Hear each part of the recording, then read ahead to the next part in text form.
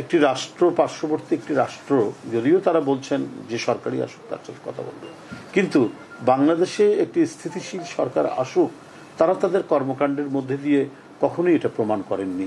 শেখ হাসিনাকে একটা নির্বাচনহীন অবৈধ সরকারকে তারা সবসময় সমর্থন দিয়ে এসছে। যেমন 2014 সালে কোনো রাজনৈতিক দল নির্বাচনে অংশগ্রহণ করেনি। এরশাদকে নির্বাচনে নেওয়ার জন্য ভারতের কূটনীতিক এসে তাকে কনভিন্স করছে। এটা বিরল ঘটনা। এটা সরাসরি আমাদের সার্বভৌমত্বের উপর হস্তক্ষেপ, একেবারে সার্বভৌমত্বের উপর হস্তক্ষেপ।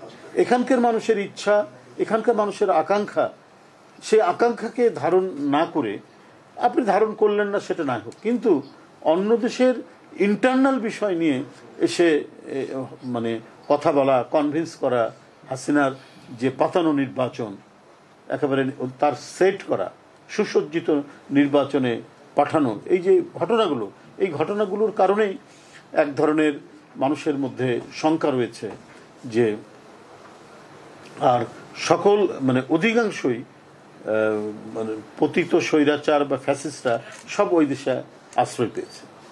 এই যে সেই দেশে আশ্রয় পাওয়া এবং তারা যখন ক্ষমতায় ছিল শেখ হাসিনা তখন ওই দেশের ভূমিকা, সব মিলিয়েই মানুষের মধ্যে মানে এক ধরনের একটা প্রশ্ন এখনো রয়ে গেছে, যেটা তারা বাংলাদেশের সার্বভৌমত্ব স্বাধীনতাকে বিশ্বাস করে কিনা।